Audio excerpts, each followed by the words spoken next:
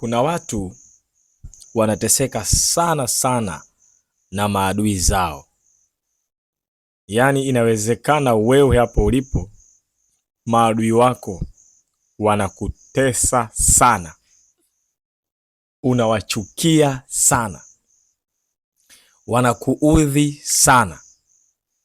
Lakini leo ninalo neno la uponyaji kabisa juu ya watu wote ambao mnateseka na hao maadui zenu.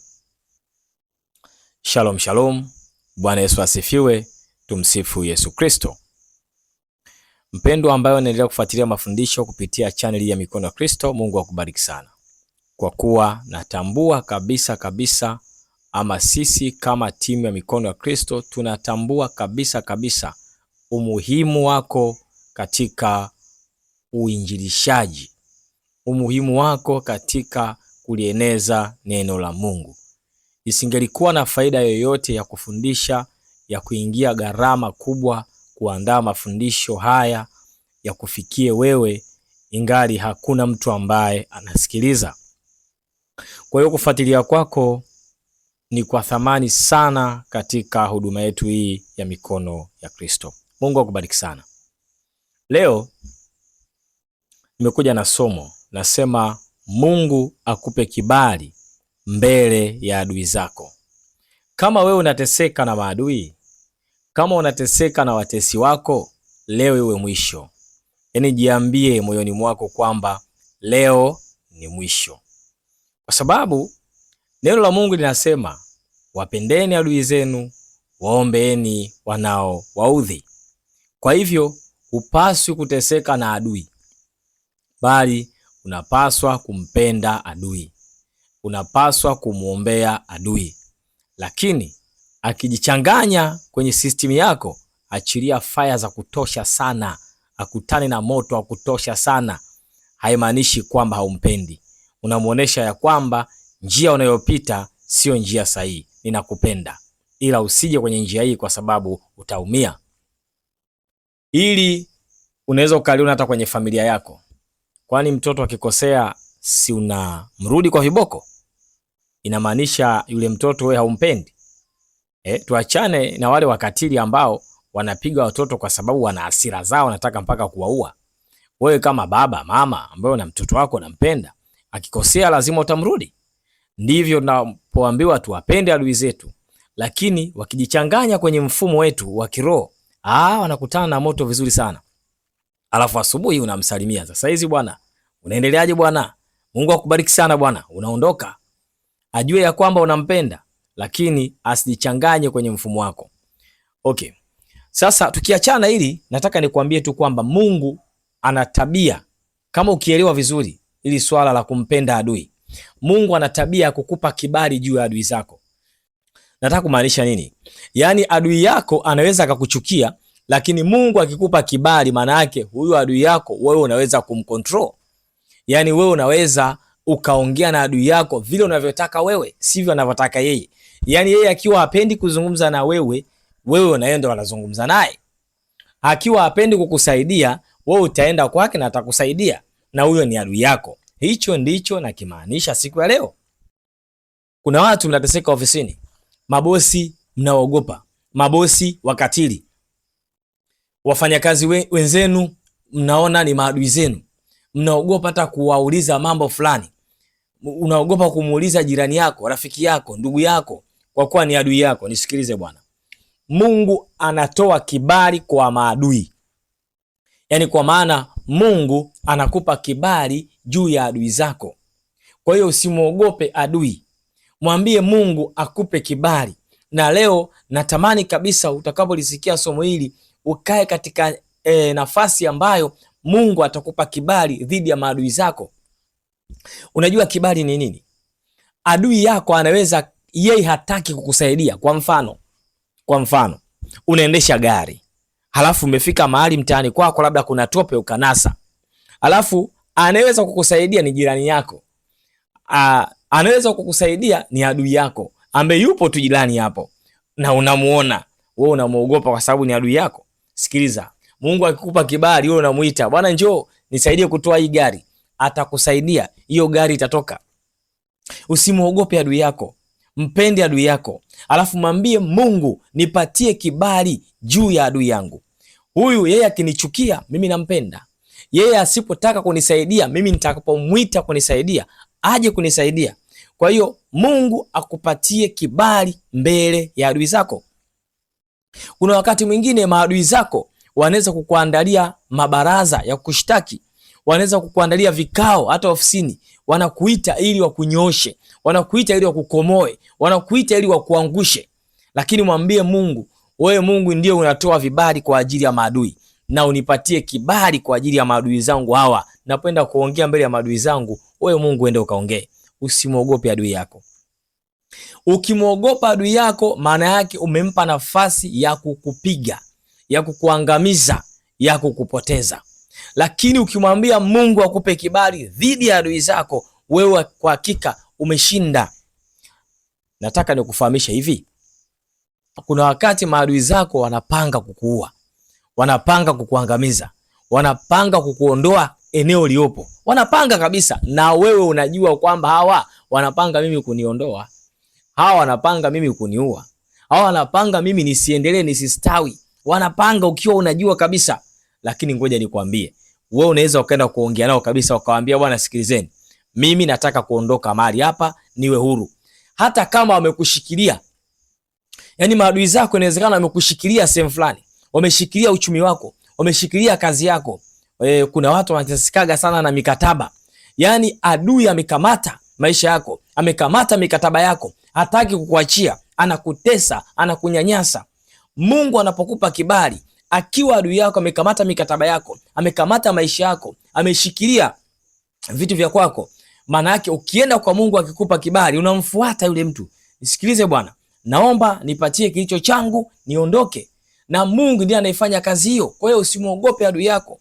Kuna watu wanasikia huko wako nje, wamekamatwa pasipoti zao, hawawezi kurudi. Anasema lazima unitumikie mpaka pale utakapomaliza kunitumikia, ndio nitakupatia pasipoti yako. Nisikilize bwana, Mungu kwa Mungu huyo hamna.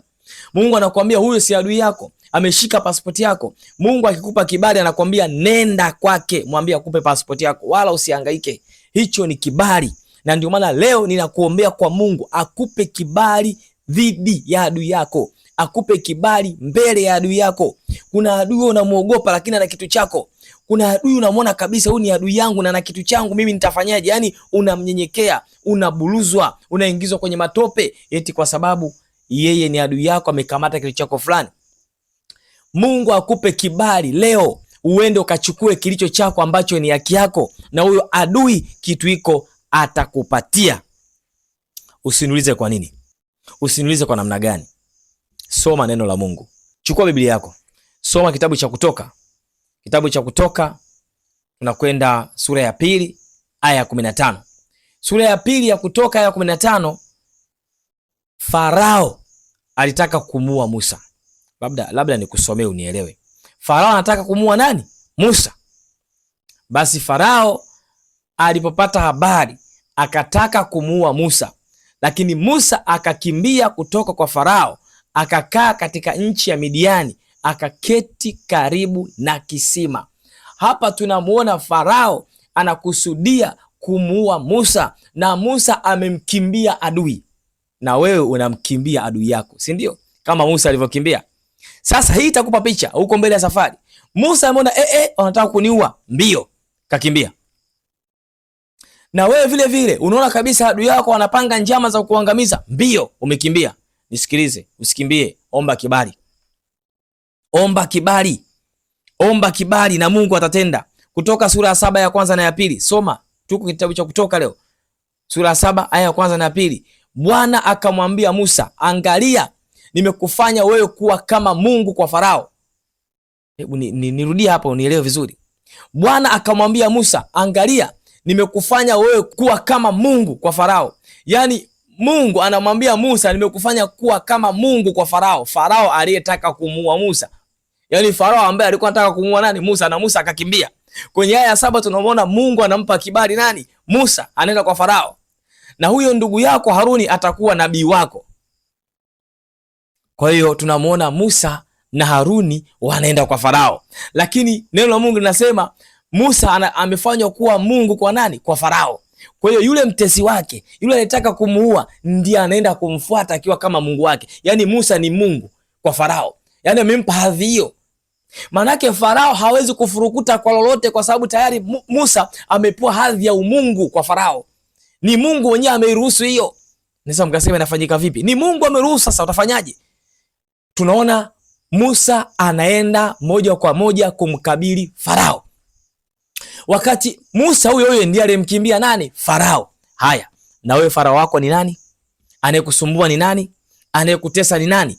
Ulimkimbia, si ndio? Nimekwambia mwambie Mungu, nami nakuombea kwa Mungu akupe kibali mbele ya Farao wako, mbele ya adui yako ambaye ulimkimbia siku za nyuma. Leo simkimbie, mwambie Bwana, ulimpatia kibali Musa akaenda kwa Farao, na mimi Mungu naomba unipatie kibali niende kwa huyu mtesi wangu, niende kwa huyu adui yangu ambaye amekamata dokumenti zangu, amekamata certificate zangu, amekamata hati yangu, amekamata kitu changu fulani, ananiburuza kwa sababu ana kitu changu. Mwambie Mungu akupe kibali.